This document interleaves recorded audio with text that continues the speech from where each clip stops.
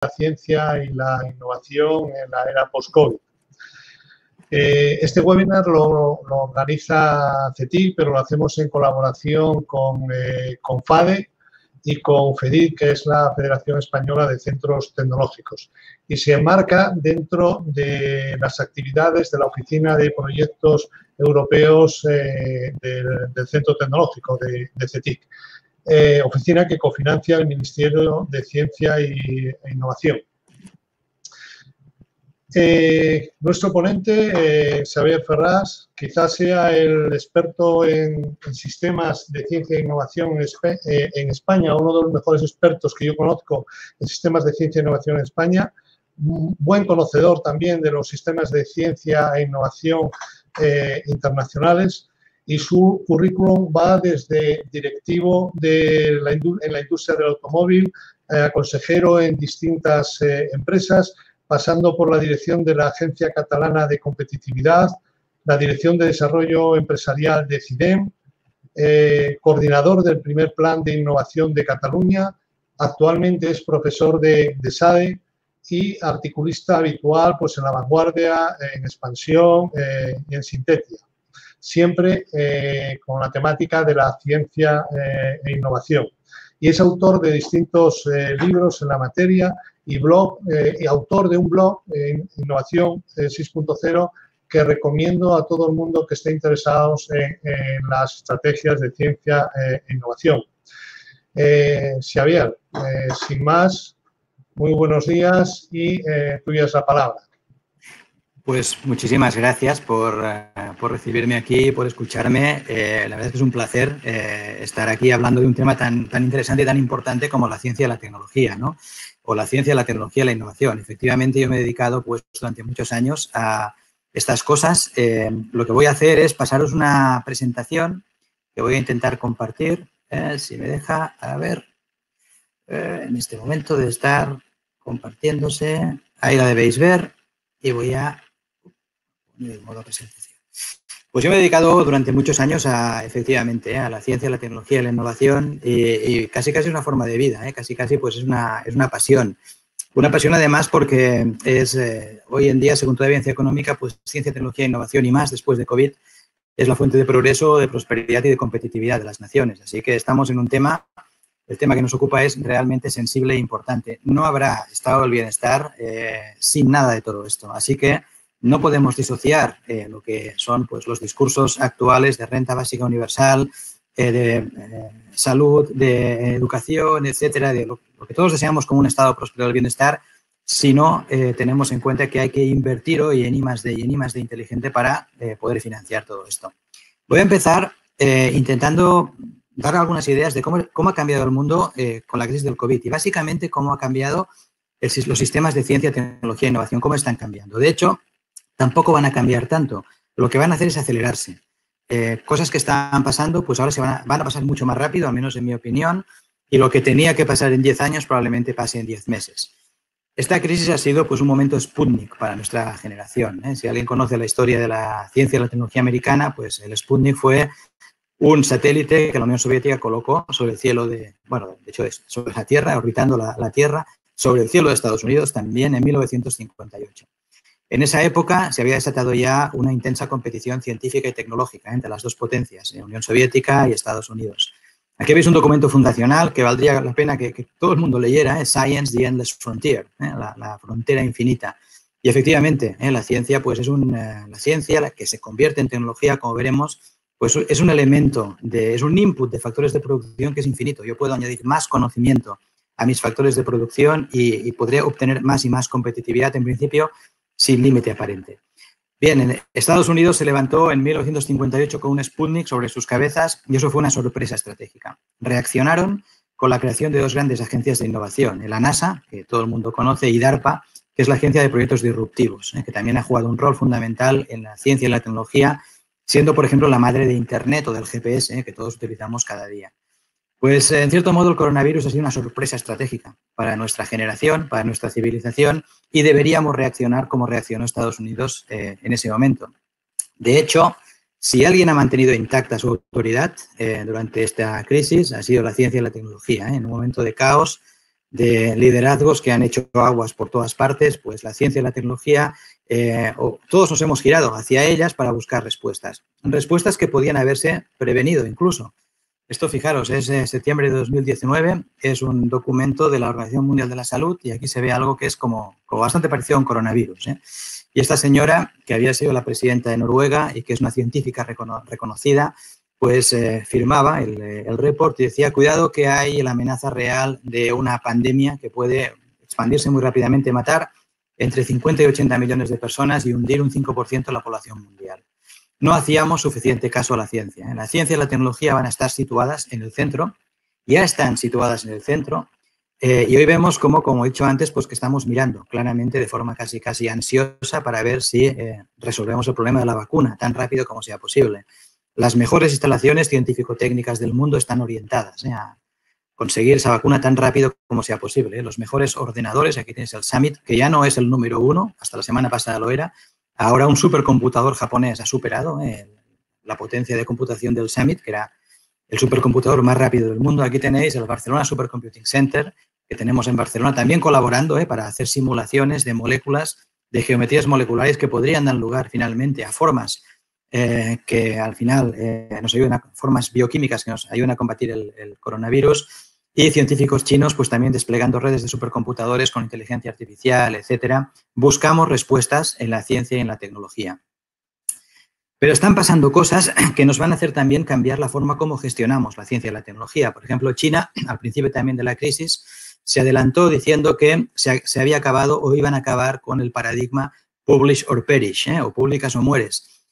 Un paradigma que está instalado en nuestra manera de entender la ciencia, que es básicamente hay que publicar y hay que publicar como sea y prácticamente lo que sea, lo que significa que en cualquier campo de la ciencia. O dicho de otro modo, nuestro modelo es de generación esférica, de cualquier campo del conocimiento es igual de bueno. Y es cierto. Es que hay campos del conocimiento que son claramente más relevantes que otros, claramente más útiles, como por ejemplo, en este caso, el descubrimiento rápido de una vacuna para COVID. China parece que va a premiar y a promocionar a sus investigadores en base a su aplicación, su contribución práctica al entorno socioeconómico, a lo que sería la ciencia, la economía y la sanidad de su país, lo cual me parece que es una buena noticia. Y una crisis científica estalló en Europa, muy controvertida. Hay gente que defiende las posiciones del señor, gente que las critica. Es Mauro Ferrari, que era el presidente del ERC, el European Research Council, que dimitió al principio de la crisis y envió una carta al Financial Times, que veis aquí a la derecha, diciendo que no podía gobernar la ciencia europea, que estaba extremadamente fragmentada, que habían demasiados reinos de taifas, seguramente todos ellos extraordinarios, pero que al final no veía un objetivo común ni podía concentrar recursos en ese objetivo común. Le criticaron muchísimo, dijeron que él no entendía el entorno de la ciencia europeo, que de hecho incluso le criticaron a nivel personal, de que él se dedicaba pues demasiado a otras cosas. Sea como sea, sino vero event trovato, es probablemente algo que subyazca en la forma como entendemos la ciencia, que aquí, como he dicho, y luego lo justificaré y daré contraargumentos, pues se hace de forma esférica, que cualquier campo del conocimiento contribuye o debería contribuir al progreso. Lo que pasa es que algunos lo hacen más rápidamente que otros y quizá en un país o en un continente sometido a presiones y a urgencias, pues tendríamos que determinar cuáles son esos campos. La ciencia al final se convierte en tecnología que hoy es la base de la competitividad internacional. La nueva globalización va a ir de tecnología y se va a sustentar en tecnología. Esta imagen es un cuadro claro que los que nos dedicamos a estas cosas pues seguimos casi día a día, donde se ve cómo están los diferentes países del mundo a nivel de I+D. En la parte horizontal, en el eje horizontal, lo que vemos es cuánto invierte esa economía en I+D sobre PIB. En el eje vertical es cuántos investigadores tiene esa economía. Aquí vemos una especie pues, de eje, digamos una diagonal, que es responde a una correlación. Cuanto más invierto en I+D sobre PIB, más investigadores voy a tener en esta economía, obviamente. Y cuanto más arriba estoy en esta correlación, cuanto más me aproximo a estas First Mover Nations, más próspero es mi país, mayores márgenes tenemos, mejores fiscalidades podemos obtener y, por tanto, más prosperidad y más posibilidades de sustentar un estado del bienestar digno. Aquí vemos a Corea del Sur, claramente, en cabeza. Hoy en día es el país más tecnológicamente avanzado del mundo. Vemos las naciones asiáticas en rojo, aquí vemos a China. El tamaño de la bola es cuánto invierte esa economía en I+D en valor absoluto. Fijaros que China está ya casi al nivel de Estados Unidos. Y China se mueve muy rápidamente a colocarse donde está Corea del Sur ahora, con un modelo muy similar que luego comentaré. China será probablemente la economía que más invierte en I+D. La mitad de la I+D mundial será en China en 10 años, según las tendencias actuales. Y fijaros España o Italia, si queréis, estamos al 1%, un poco más del 1% de I+D sobre PIB. Deberíamos estar al 3%, porque así nos comprometimos ya desde la cumbre de Lisboa del año 2000, cuando los países europeos se conjuraron para convertirse en la economía más competitiva del mundo a nivel continental, basada en conocimiento. Nos hemos quedado clavados. No veo demasiadas urgencias en recuperar posiciones. Alemania sí, que lo ha hecho realmente bien. Alemania, Austria, Suiza, Dinamarca, Suecia, Finlandia están, pues, modelos que están ya cruzando esa frontera. Y nosotros pensamos ya en llegar al 2% al 2030. Absolutamente insuficiente, porque en 2030 estos países ya estarán mucho más avanzados. Estados Unidos está perdiendo fuerza y básicamente aquí también contrastamos tres respuestas claramente diferentes al coronavirus, lo que he llamado las 3Ds. La disciplina de los países asiáticos que han organizado sus sistemas de innovación orientados, enfocados a objetivos, a misiones concretas, en este caso, resolver una crisis sanitaria. La descoordinación europea, cada uno con su propio modelo y, como habéis visto, pues cerrando fronteras y con situaciones casi grotescas. Y el darwinismo anglosajón, de, bueno, sálvese quien pueda. Estados Unidos, pues ya preveíamos que habría un estallido social, el modelo de innovación americano, en el cual nos hemos reflejado o nos hemos inspirado muchas veces, pues un modelo extremadamente desigual, muy poco distributivo, como veremos, y que está actualmente en crisis. Bueno, como hemos visto, Corea del Sur es quizá hoy el referente. Corea del Sur hizo dos cosas que vale la pena estudiar, que es alinear sus clústeres biotecnológico y digital, básicamente orientados, en este caso, a misiones concretas acotadas en el tiempo, que es, en un caso, pues obtener dispositivos de kit, de análisis para toda la población, no solo en el laboratorio, o sea, no solo obtener lo que sería el dispositivo, diseñarlo, desarrollarlo a pequeña escala, sino fabricarlo a escala masiva para toda la población en un mes. Aquí ves la importancia no solo de investigar, sino también de escalar esa investigación, de innovar, de inyectarla en el entorno socioeconómico. Y lo mismo a nivel digital, en el plazo de un mes tenían, pues, aplicaciones para traquear dónde estaban las infecciones y, por tanto, poderlas aislar. ¿Cómo hemos encontrado a faltar estos días industrias estratégicas en el país? Lo cual era prácticamente un tabú hablar de industrias estratégicas. Hasta hace muy poco se consideraba, pues, quién dice o quién decide que una industria es estratégica. Bueno, pues ahora estamos viendo que más que industrias estratégicas, que quizá es difícil definirlas porque la frontera de una industria, pues, no siempre está clara, hay tecnologías estratégicas, cuerpos de conocimiento que son claramente estratégicos. Por ejemplo, la impresión 3D. Habría que concentrar masa crítica en esa tecnología en países determinados o en general en aquellos países que quieran optar a posiciones de prosperidad. No solo de impresión 3D, aquí tenéis ventiladores hechos con impresión 3D. Sabéis que la impresión 3D tiene unas propiedades económicas que otras tecnologías no tienen. Yo puedo hacer la pieza que sea con la misma máquina, si tengo el plano, y además la hago a coste marginal cero, que es básicamente el coste del material. Por tanto, es una tecnología independiente de la escala, tanto hacer una pieza como 1.000.000. El coste de cada una va a ser, en general, bajo, coste marginal que tiende a cero, básicamente el coste del material. Además, puede ser perfectamente customizable, cada pieza puede ser diferente. Y hay economías también, o no hay economías, mejor dicho, de localización, tanto de hacerlo aquí como en China, porque eso va a costar exactamente lo mismo. La pieza va a salir por el mismo coste unitario. Gran oportunidad para Europa y para las economías avanzadas, concentrar masa crítica en estas tecnologías. ¿Cómo hemos encontrado a faltar impresión 3D, textiles avanzados, material sociosanitario, dispositivos médicos, etc.? Y hasta cierto punto, pues la globalización parece que va a frenar, al menos, la dinámica que llevaba hasta ahora, ¿no? Aquí tenéis dos de los arquitectos conceptuales, ¿no?, de la globalización, que hunde sus raíces intelectuales en alguien como David Ricardo, ¿no?, un economista que dijo, pues, que si quieres fabricar textiles, hazlo en Londres; si quieres fabricar o producir caña de azúcar, vete a las Antillas. Intercambiad los bienes y tendréis prosperidad en las dos partes, ¿no? Esta es la base del comercio internacional. Michael Porter también hablaba, pues, de clústeres, ¿no?, de concentraciones geográficas de empresas especializadas. Y esto, pues bueno, no es que, evidentemente, los fundamentos conceptuales son correctos. Lo que pasa es que las condiciones de contorno están cambiando. Si la globalización se había sustentado en estos principios durante unos años y al final Las ecuaciones matemáticas de mercado pues nos habían dicho, oye, si todo se va a China, pues no hay problema porque será más eficiente que se haga China y todos ganaréis, tú porque comprarás más barato y fabricarás más barato y China pues porque podrá desarrollarse.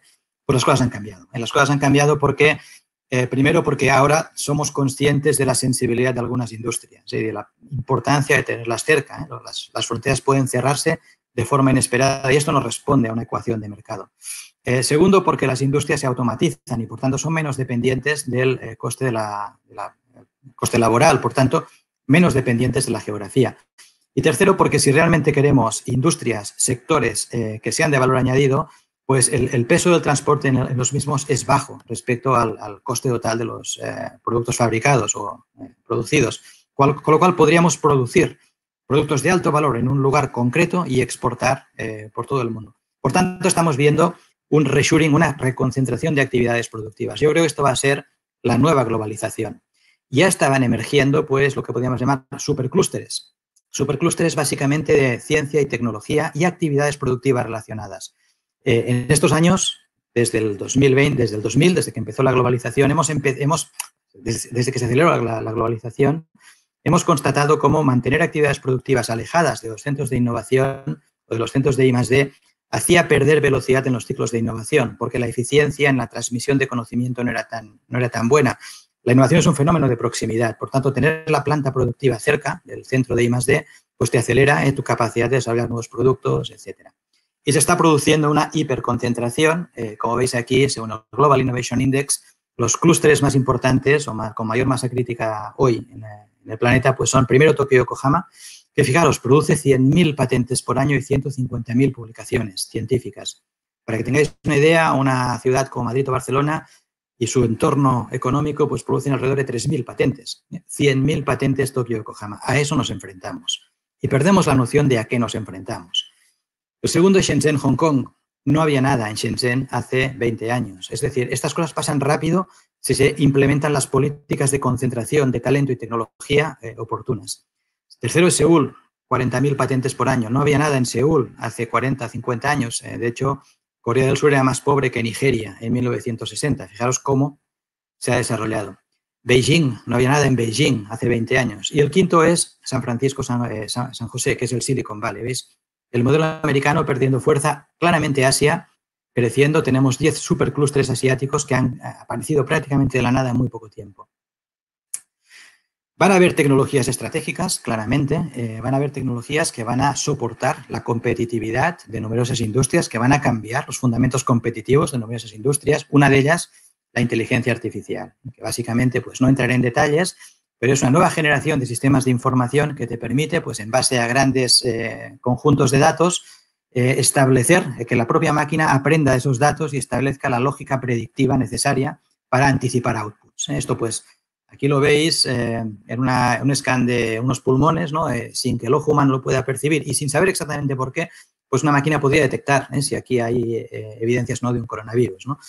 La inteligencia artificial se va pues, a desplegar, como ya sabéis, pues, por la mayor parte de los sectores, pues, en vehículos autoconducidos, sistemas de predicción algorítmica, en empresas cada vez más inteligentes, etcétera. Y todo esto está pasando y está pasando muy rápido también en Asia. Os dejo un libro aquí para leer, AI Superpowers, que explica cómo China ha captado pues, todos los grandes modelos de negocio norteamericanos, Facebook, Google, Alibaba, los ha reproducido, los ha escalado a un mercado 4 veces superior, está entrenando algoritmos pues con mucha mayor cantidad de datos. Así que China claramente, y luego lo comentaré, pues va a ser una de las grandes ganadoras de esta crisis que va a hacer que se acelere incluso más pues esta predominancia en la tecnología internacional.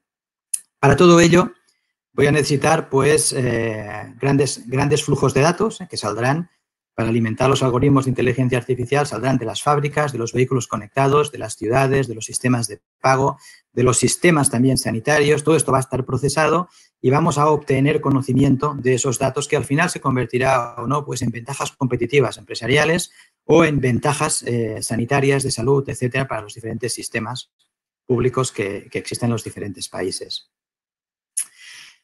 Esto nos lleva pues a un escenario, un nuevo telón de acero digital. Hay momentos en la historia en que cambia, en cierto modo, cambia el ritmo de esa historia. Por ejemplo, los atentados de 2001 de las Torres Gemelas, pues alguien dijo que ahí realmente empezó el siglo XXI. Alguien dice el siglo XXI ya casi se ha acabado, ahora estamos ya en el siglo XXII, ¿no? Quizá no sea tanto así, pero este es otro momento histórico, cuando esta señora, que es la vicepresidenta de Huawei, es detenida en Canadá a instancias de Estados Unidos, acusada de espionaje. Realmente yo no explico esta detención en términos de espionaje, lo explico más en términos de política industrial o de política tecnológica. Resulta que hay una tecnología crítica, que es el 5G, seguro que habéis oído hablar de él, que va a sustentar todos estos flujos de datos, estas capacidades de inteligencia artificial, etcétera, etcétera, las grandes autopistas de la información del futuro. Hay que estar posicionado ahí, no solo a nivel empresarial, sino a nivel de país, porque hoy China pues no solo tiene la mejor tecnología, porque es la mejor actualmente del mundo, sino que además es la más barata, porque la puede escalar con grandísimas economías de escala debido a la población y a los medios productivos que tiene.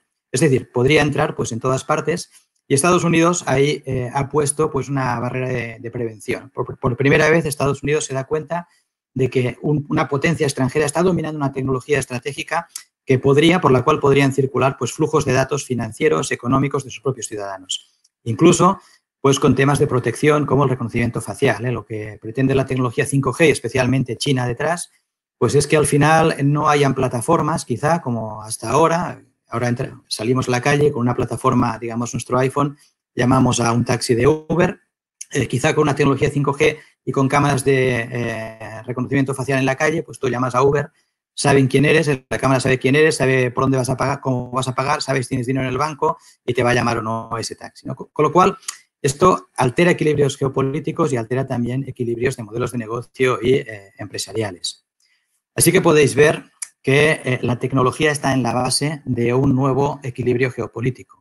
Aquí podríamos hablar durante horas, lo he intentado decir muy rápido, pero básicamente esto va a tener unas implicaciones, yo diría, muy importantes para todos nosotros. Se está dividiendo el mundo en dos, en un mundo pues, dominado o de influencia china, un mundo de influencia norteamericana. Habrá que tomar decisiones dónde estamos cada uno de nosotros.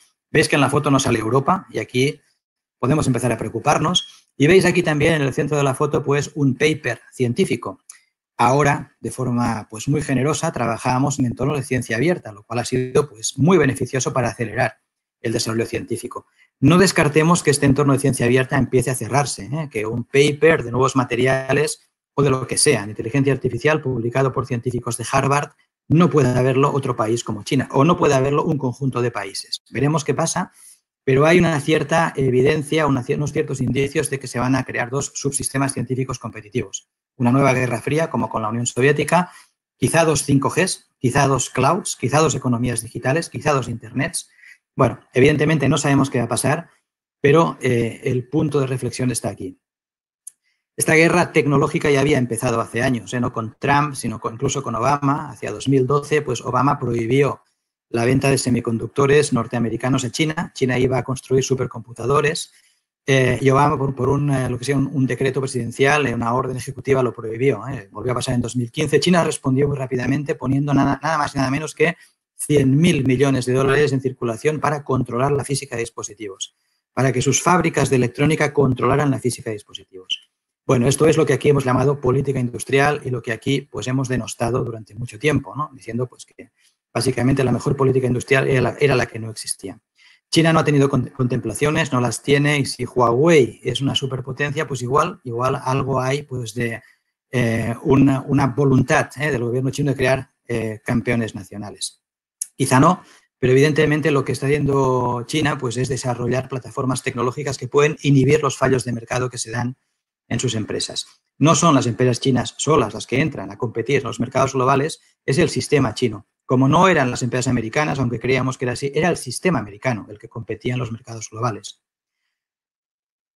Deberíamos repensar la forma en que se va a llevar a cabo la globalización y también pues, el rol de la tecnología y el rol del desarrollo tecnológico e industrial en nuestros países. Ahora mirando a Asia, que es un modelo pues, que está dando muestras, no solo en China, de que es un modelo de éxito. Aquí tenéis otro libro muy interesante, How Asia Works.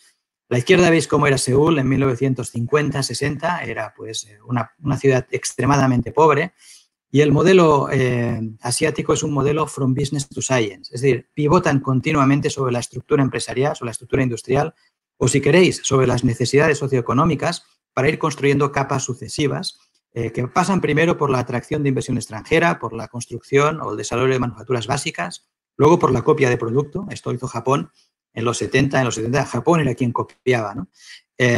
Posteriormente por el desarrollo de producto propio, después el control de la tecnología y finalmente el abordaje de la ciencia y el control de la ciencia, from business to science.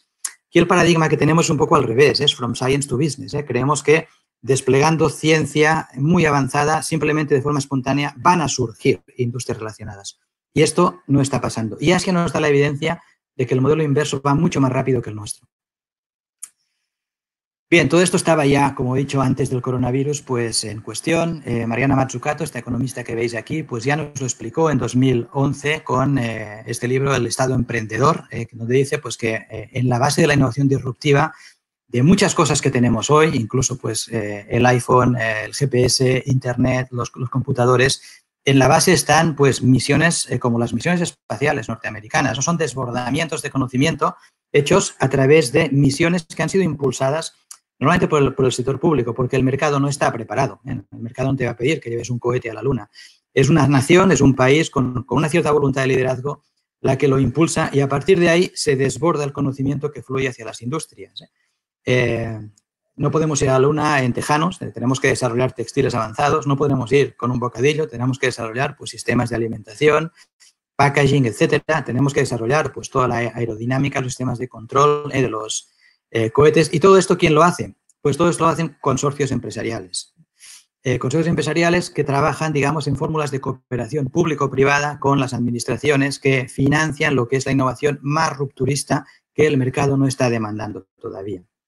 Mazzucato explicó y demostró pues, que incluso en algo tan, digamos, de uso diario como el iPhone, pues detrás había la acción de numerosas agencias y organismos públicos que habían financiado o cofinanciado algunas de las tecnologías estratégicas que lleva el iPhone. De hecho, el iPhone es un gran ejercicio de innovación abierta. Es un emprendedor genial, Steve Jobs, que en ese momento no podía hacer demasiada I+D porque Apple a principios de los 2000 pues estaba en, digamos, en números bastante, estuvo a punto, a semanas de entrar en bancarrota. Jobs la remontó, pero no podía hacer demasiada I+D comparativamente a sus competidores. Entonces, lo que hizo fue básicamente buscar soluciones en el entorno, en lo que ahora llamamos en el ecosistema. Por tanto, incluso detrás de algo como el iPhone está la acción pública, lo que Mazzucato llama el Estado emprendedor y el rol de las políticas. Estados Unidos exportaba una ideología económica que era básicamente una ideología no intervencionista. La mejor política industrial era la que no existía. Y esa ideología estaba inspirada hasta cierto punto en las matemáticas y en la física. Lo mejor que podemos hacer es dejar a los mercados que busquen sus propios equilibrios, sin interferir, como un ecosistema biológico donde lo mejor que puedes hacer es que se desarrolle por sí mismo, ¿no? Cualquier intervención podría, entre comillas, contaminarlo. Y eso es parcialmente cierto. Pero mientras eso pasaba, los ingenieros americanos estaban lanzando cohetes a la Luna, traccionando todo su sector tecnológico e industrial. Para quien todavía no acabe de creérselo, pues solo hay que ver lo que pasa cada día en Estados Unidos. Por ejemplo, fijaros, Microsoft gana un contrato de $10.000 millones con el Pentágono, un contrato llamado JEDI para montar toda la arquitectura de protección cloud del Pentágono. Microsoft. Claro, evidentemente no van a utilizar aplicaciones al uso, van a desarrollar sistemas de última generación, haciendo investigación industrial para ello, y de ahí probablemente marchen ingenieros que creen sus propias startups. Es decir, esto es lo que genera la innovación de frontera. La acción, en muchos casos, de los estados que anticipan las necesidades del mercado, marcan objetivos, si queréis, muy ambiciosos y traccionan a sectores para que vayan hacia ahí. 10.000 millones, 10 billones americanos de dólares, es más o menos la mitad de la I+D que se hace en toda la economía española. Así que os podéis imaginar el efecto tractor que tiene un proyecto de este tipo. Y la industria tecnológica norteamericana, pues yo la explico al menos en parte como resultado de los desbordamientos de esta voluntad de liderazgo de un país en algunas tecnologías estratégicas. De hecho, incluso está con toda la aceleración de la digitalización, ahora, en tiempos de COVID, pues incluso estas empresas han salido pues muy reforzadas. Fijaros, cuando todo el mundo está pues en momentos precarios, en momentos pues lastimosos, fijaros cómo Microsoft, Apple, Amazon se han revalorizado en el último año. En lo cual, bueno, es positivo, yo creo, eso indica que el mundo se está digitalizando. Lo que creo que debe quedar claro es que estas empresas en general no son empresas que surjan espontáneamente de emprendedores, sino que hay un ecosistema que las ha alimentado, ¿no? Y hay unas acciones públicas que, si queréis, a lo largo del tiempo las han proyectado a este liderazgo internacional. No compiten, como pongo en la diapositiva, las empresas solas, compiten los sistemas nacionales de innovación en el mercado. No son las empresas americanas las que compiten solas, especialmente en alta tecnología, compiten ellas y su sistema de innovación, como las chinas o, como veremos, las alemanas. Efectivamente, ¿dónde está Europa? Pues Alemania es un gran modelo. Alemania fue considerada por Bloomberg como el país más innovador del mundo a principios de este año. Europa tiene que buscar su lugar en esta fractura digital que hay en el mundo entre China y Estados Unidos. Y fijaros, en los 10 países más innovadores, de acuerdo a Bloomberg, pues todavía hay 6 europeos. Alemania, Suiza, Suecia, Finlandia, Dinamarca y Francia. De esos 6, los 5 primeros responden a un modelo común que es el modelo germano, que es un modelo de industria 4.0. Y aquí nos vamos aproximando ya a nuestra realidad. Ved cómo está Europa, ved la fractura tecnológica que hay, que pasa por los Pirineos y por los Alpes, el norte, pues impregnado de intensidad tecnológica y de industria 4.0. Hay que tener en cuenta que industria 4.0 tampoco es algo que surge espontáneamente. Industria 4.0 es un concepto acuñado en el marco de una comisión de trabajo auspiciada por Angela Merkel en el año 2011, en plena crisis, pensando cómo debía ser la industria alemana para superar la crisis con éxito y salir reforzada. Merkel, que fue la campeona mundial de la austeridad, lo recortó todo, excepto I+D y educación, haciendo políticas contracíclicas. Inyectó más recursos a las cadenas de conocimiento de I+D, que en Alemania claramente desembocan en las empresas que las convierten en grandes fenómenos exportadores. Fijaros Portugal. Portugal está en verde. O sea, esa idea de que en el sur no pueden pasar cosas, pues bueno, si se hacen las políticas, Portugal está haciendo las cosas muy bien y muy rápido. Fijaros que, bueno, hay documentos que dicen que Portugal puede ser la próxima Finlandia o la próxima Irlanda. Y fijaros cómo estamos nosotros, en amarillo, pues, tercera división, en rojo casi a las últimas. El modelo alemán, Industria 4.0, que ahora explicaré un poco más porque sabéis que tiene que ver con los centros tecnológicos, pues es un modelo admirado en Estados Unidos. Por ejemplo, Harvard o Scientific American se fijan en Alemania y dicen lo está haciendo muy bien. Obama encargó este estudio, Lessons from Germany, intentando importar el modelo de refuerzo, de soporte o de trabajo cooperativo con centros tecnológicos y empresas alemán a la industria norteamericana. No estuvo a tiempo. La industria norteamericana pues cayó en una depresión importante. El modelo americano tecnifica algunos segmentos de tecnologías, pero en general la industria pues no es suficientemente competitiva, como se ha demostrado en los últimos años, especialmente a raíz de la última crisis. Los grandes lagos, por ejemplo, la industria de la automoción, pues pasó unos momentos muy complicados y Obama intentó importar el modelo alemán de soporte, de refuerzo a la industria, inspirado en los centros Fraunhofer, que probablemente los recordéis o los conozcáis. De hecho, el modelo alemán, de acuerdo con el estudio que hizo Obama, que podéis ver aquí en este link, pues en los indicadores de alta tecnología supera a Estados Unidos. Por ejemplo, en proporción de PIB en manufacturing, 22% Alemania, 12% Estados Unidos. Proporción de manufacturing de alta y media tecnología, 58-42. Es decir, cuando me piden dónde podemos ir a ver un ecosistema innovador de primer nivel, pues en Stuttgart o en Múnich, no necesariamente en Silicon Valley. Y todo esto se debe a una estrategia país de alta tecnología auspiciada pues, por alguien tan visionario, como ya sabéis, y con tanta capacidad de liderazgo como la canciller Merkel. El modelo se sustenta en gran medida en los centros Fraunhofer, que es lo que inspira a nuestros centros tecnológicos aquí en España. Son centros, instituciones que están creadas por lo que sería misión fundacional para trabajar con las empresas para inhibir lo que se conoce como fallo de mercado, que es la propensión empresarial a invertir por debajo de lo necesario, de lo que sería óptimo en I+D. Básicamente, ¿por qué? Porque la I+D, especialmente en entornos de pequeña y mediana empresa, se percibe como demasiado arriesgada y demasiado lejana en el tiempo. Entonces, hay acciones públicas que pueden disminuir ese riesgo. Después os explicaré un poco mejor. Y los centros Fraunhofer, que están incrustados en los clústeres productivos alemanes y segmentados en tecnologías precisamente estratégicas que inhiben ese fallo de mercado, pues son centros que están creados y financiados por las administraciones, por los Länder y por el gobierno federal, básicamente para inyectar las tecnologías de futuro a esas industrias, que ellas solas espontáneamente no lo van a hacer. Vamos a nuestro modelo, vamos ya hacia el final, casi. Bueno, esto es de esta semana, se publicó el European Innovation Scoreboard 2020. No he visto en el Congreso de los Diputados todavía ninguna reunión de urgencia para tratar este tema. Fijaros Portugal, cómo está en verde. El año pasado se ejecutó pues, la mitad de lo que se había presupuestado en los presupuestos generales del Estado de I+D, y lo presupuestado era pues un 60% de lo que había hace una década. Es decir, el tema está prácticamente, yo diría, abandonado, o ha estado abandonado durante mucho tiempo, como indican los indicadores que ahora también presentaré. Si la mitad no se ha ejecutado es probablemente porque los instrumentos no estén bien diseñados, no es porque no sean necesarios, es simplemente pues porque los pasos burocráticos, las orientaciones, el sentido de los instrumentos, por ejemplo, el sentido de los créditos. Yo creo que todo el mundo convendría ahora que si hay algún grupo de investigación que esté desarrollando la vacuna del COVID, no le podemos dar un préstamo y que nos lo devuelvan el año que viene, tanto si la encuentran como no. Es evidente que no, por tanto, hay que hacer instrumentos adecuados para cada tipo de tecnología y para cada realidad, digamos, científico-tecnológica. Estos serían, pues, los activos de una economía, ¿no? Los colores, pues, cómo estamos a nivel de solvencia de nuestros activos. ¿Cuáles son los pasivos de una economía? Pues, cómo está la seguridad social, que aquí lo veis, la hucha, pues, cada vez en peores condiciones, o cómo están los salarios, cada vez más precarizados. En primero de contabilidad explican que para mantener pasivos, digamos, dignos, pues hay que tener activos que los sustenten. Si solo miramos los pasivos, pero nadie se preocupa de cómo están los activos, pues en el largo plazo la situación probablemente sea insostenible. ¿Qué esfuerzo se ha hecho durante los últimos 10 años? Pues aquí veis quién ha apretado el acelerador y quién no. Esto también es muy reciente, de hace un par de semanas, de Eurostat. Bueno, el este parece que está corriendo, Italia también está corriendo, Portugal ya veis que también. Ya veis nuevamente pues, que en España estamos bastante tranquilos de cómo estamos en nivel de ciencia y tecnología. Estamos pues incrementando nuestros indicadores a velocidades del 20-40% cuando otros los están doblando en el mismo periodo de tiempo.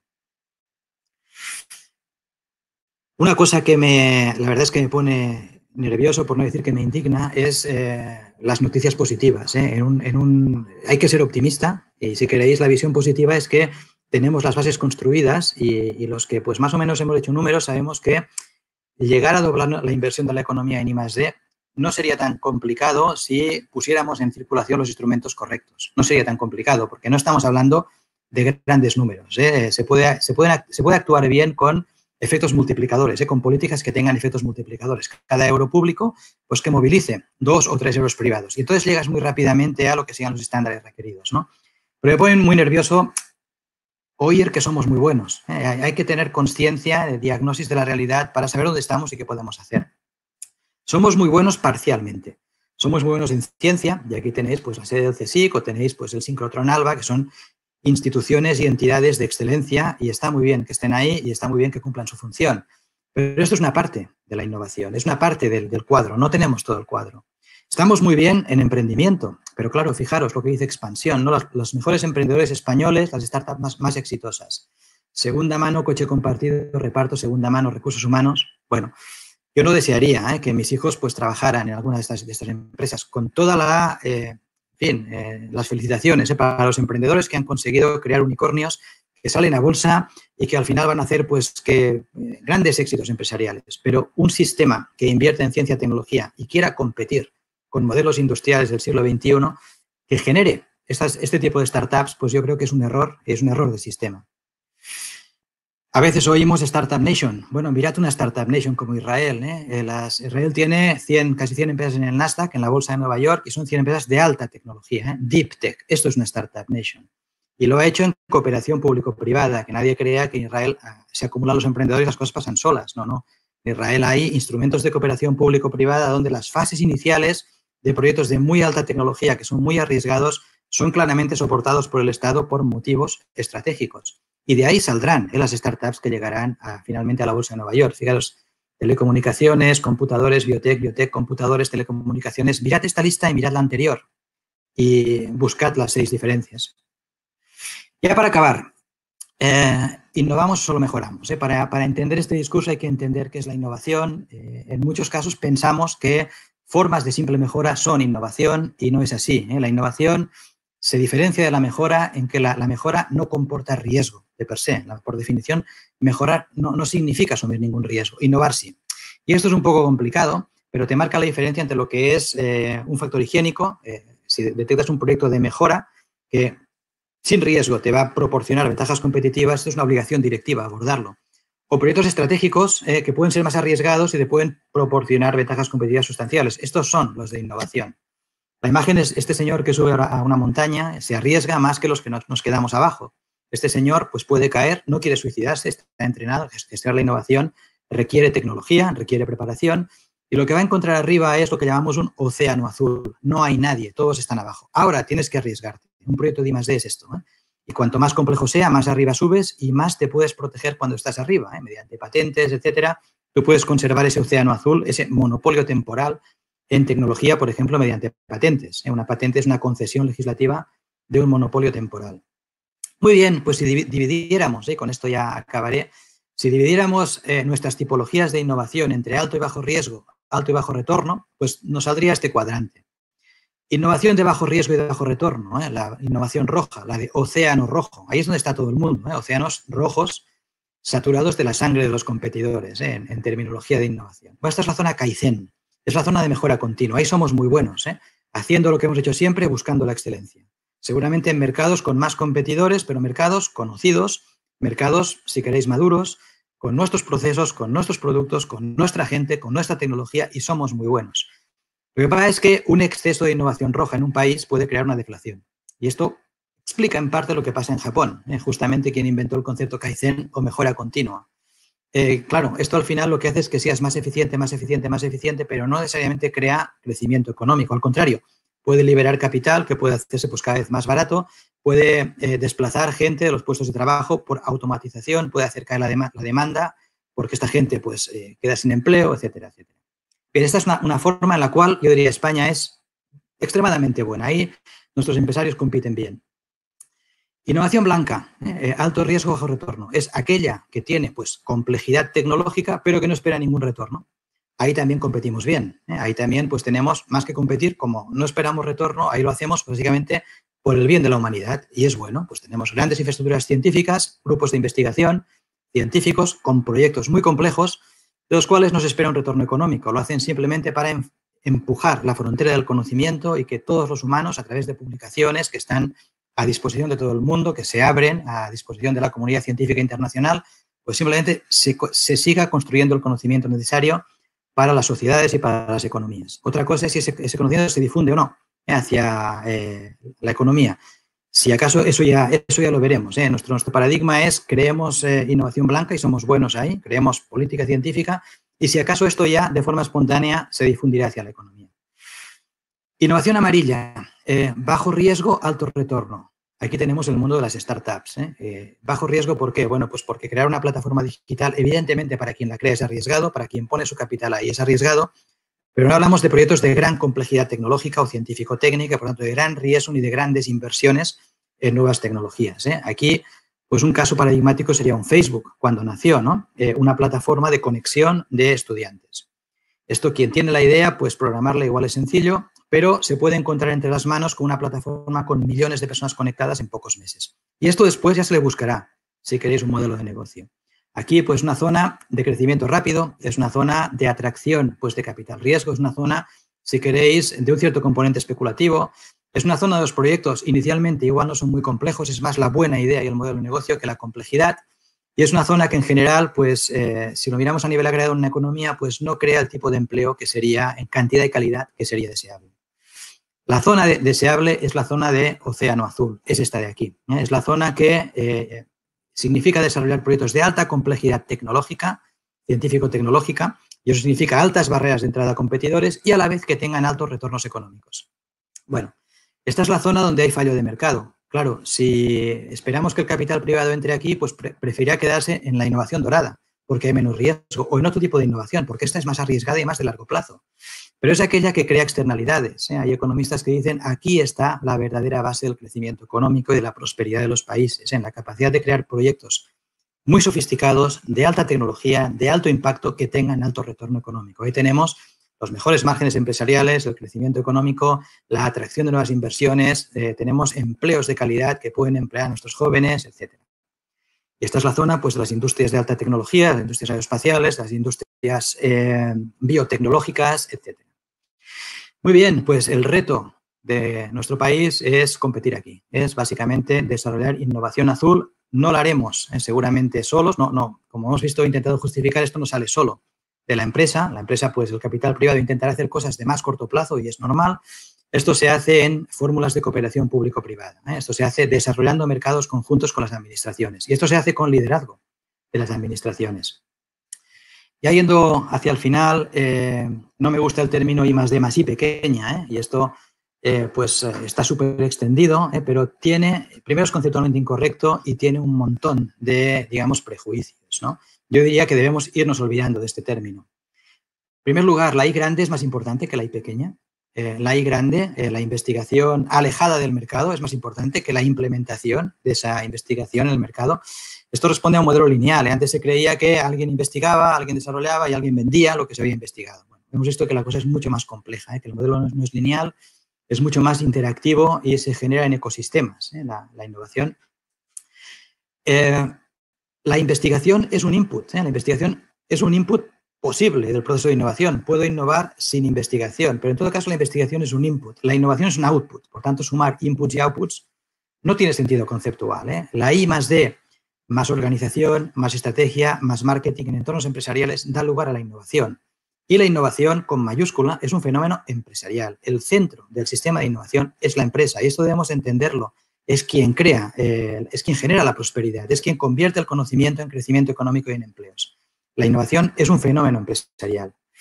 Y la innovación, si queréis, la I+D inteligente, la última I+D+I de inteligencia, es aquello que nos genera prosperidad. Esta sería para mí la fórmula suprema, ¿no? I+D más inteligencia es prosperidad, es crecimiento, es lo que todos deseamos como país. Y acabo con esta diapositiva, bueno, creo que es la penúltima, algunas propuestas. Yo recuerdo una vez en Finlandia un empresario que cuando estaba estudiando el modelo finlandés me dijo, aquí tenemos un nuevo contrato social. Este que es aquí, Jean-Jacques Rousseau, que es el filósofo ilustrado que dio lugar al contrato social de la Ilustración, que decía algo así como Estados, proteger a los ciudadanos, que los ciudadanos cumplieran las leyes, ¿no? Pues básicamente este empresario finlandés me decía, dice, bueno, aquí los empresarios nos dedicamos al core business, la innovación roja, porque es nuestro ADN, es lo que sabemos hacer y somos muy buenos ahí, a buscar la excelencia en la innovación roja. Pero el gobierno nos dice, haced innovación azul, haced innovación disruptiva, que esa la financio yo. ¿Por qué? Porque si vosotros hacéis innovación azul y creáis puestos de trabajo de calidad, nuestro país va a crecer. Por tanto, no os preocupéis, vosotros creced en esa zona que yo os financiaré vuestra I+D. Y si miráis los números de Finlandia y parte de su modelo de éxito durante muchos años, pues agencias como Tekes virtualmente han financiado pues, la práctica totalidad de la I+D, sobre todo en pequeñas empresas finlandesas. Paradigma obsoleto. La mejor política industrial es la que no existe. Se vuelve a hablar de política industrial. Y yo lo digo muchas veces, lo mejor que puede hacer la administración, incluso desde los propios empresarios, es apartarse, es no hacer nada. Hombre, evidentemente no debe poner ningún problema burocrático, pero debe instarnos a trabajar en la zona azul y debe ayudarnos a ello porque solo hay crecimiento económico. Otro paradigma obsoleto, la I+D se hace en universidades y centros de investigación básica y si hay suerte se difunde al mercado. En todo caso, eso no es urgente. Todos lo vemos, hay grandes urgencias por hacer investigación, hay grandes demandas por continuar haciendo investigación, pero me gustaría que las mismas demandas por parte de los mismos estuvieran también en el otro lado, que esa investigación se convierta en crecimiento y prosperidad en nuestra sociedad. El paradigma válido para mí es constatar que la innovación es un fenómeno empresarial y que el núcleo del sistema es la empresa y que la administración juega un rol crítico en la co-creación de esos mercados en la zona de innovación disruptiva o de innovación azul.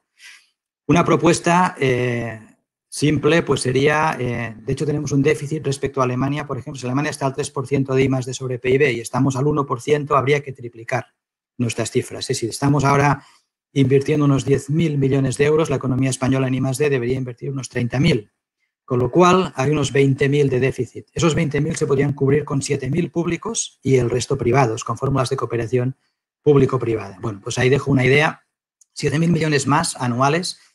Fijaros, si esto se hace bien, con 7.000 millones nos situaríamos a un nivel teórico como el de Alemania. Recuerdo que el rescate a la banca fueron 100.000 millones y que los presupuestos generales del Estado cuentan con 400.000 millones. Hablamos de 7.000 más anuales. Para ser un líder hay que hacer lo que hacen los líderes, no lo que dicen que hacen, especialmente en Estados Unidos. Ellos decían, aquí pasan las cosas solas porque somos más emprendedores. Silicon Valley es un gran hub de compra pública innovadora. Yo estuve en Silicon Valley también hace unos años y recuerdo una empresa que tiene sede aquí en España, me dijo, estamos haciendo los ordenadores más rápidos del mundo para dentro de 15 años. ¿Y quién nos los pide? la administración, que quiere tener un nivel de computación dentro de 15 años que ahora el mercado no puede ni imaginarse. Y ahí está quizá el cuello de botella.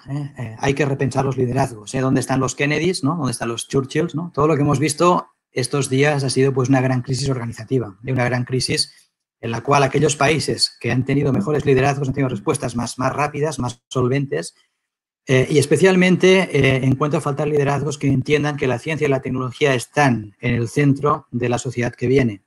Si no entienden esto, pues todo lo demás se va a deshacer. Y quien lo entienda seguramente tendrá un activo político de primer nivel también para competir a nivel electoral.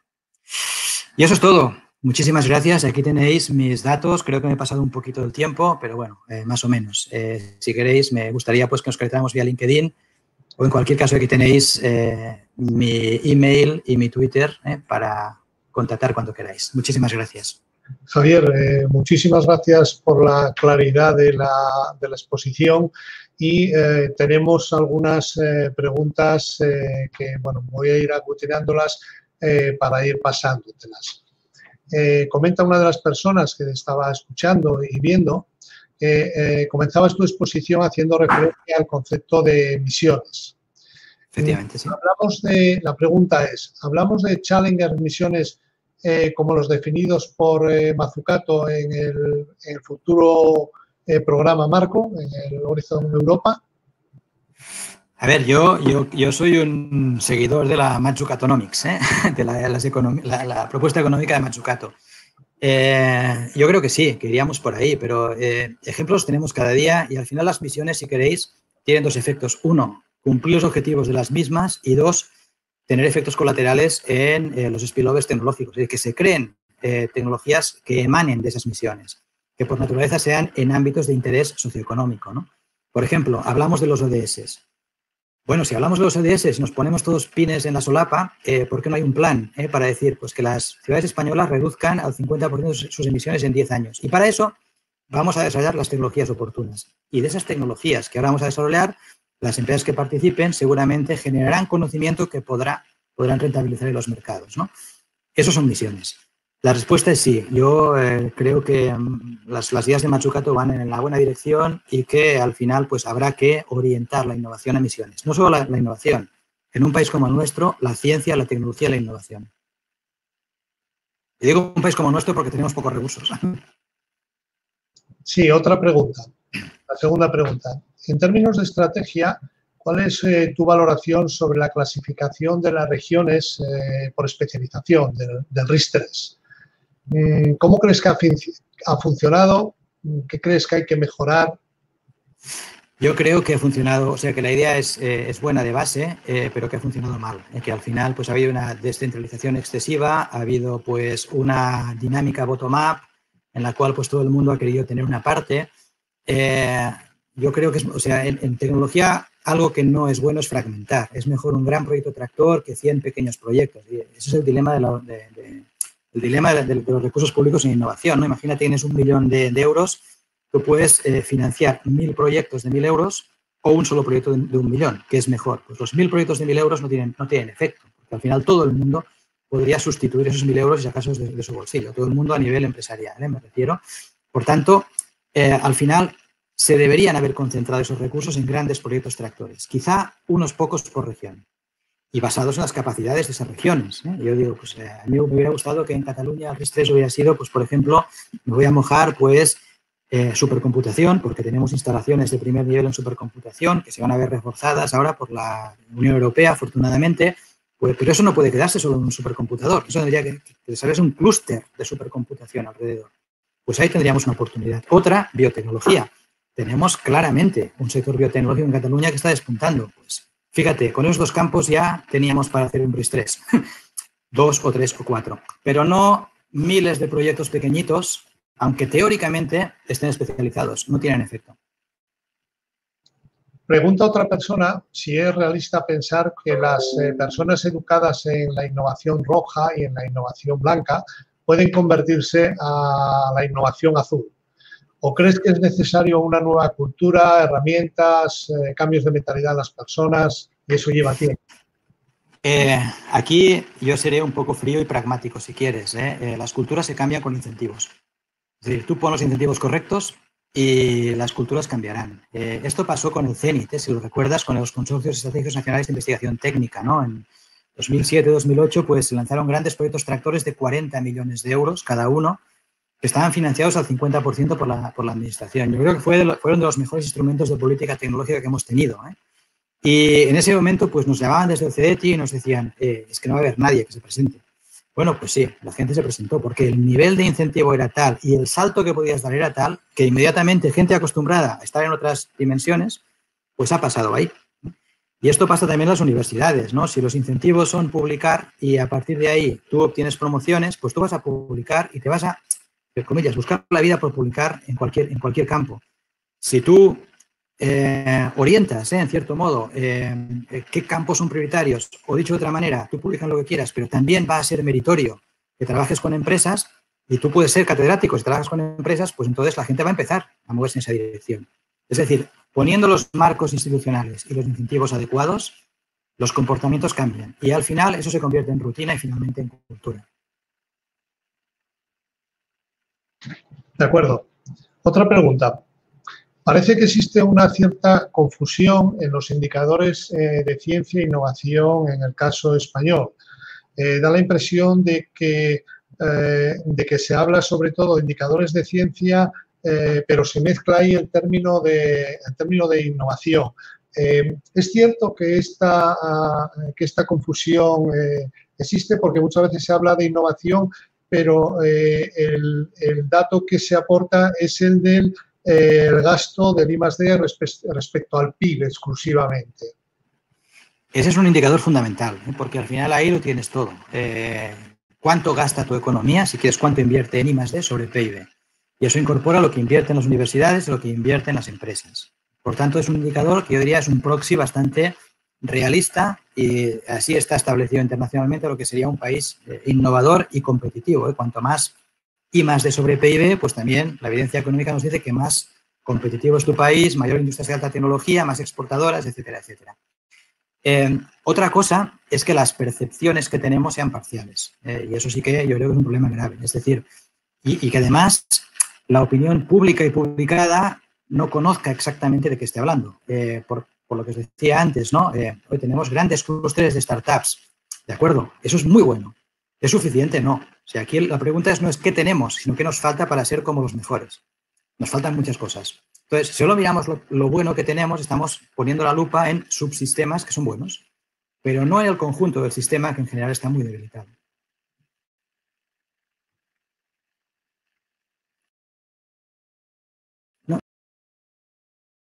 No te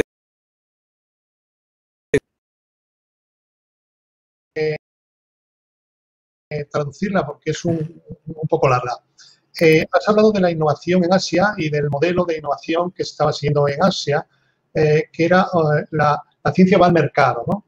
La pregunta es, ¿qué cambio es necesario hacer en nuestro país para lograr el cambio que aquí se necesita, ¿no? Porque actualmente también comentabas que es la ciencia quien pide que el mercado vaya a la ciencia. No sé si me he explicado. Sí. Sí, te explicas.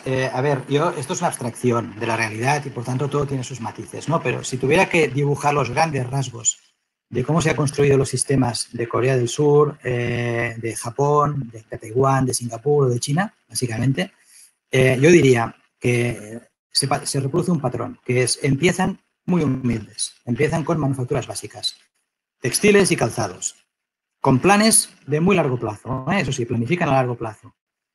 Y atraen inversión extranjera originariamente porque son países baratos. Entonces, aprenden de las buenas prácticas de management y de las tecnologías extranjeras. Copian productos.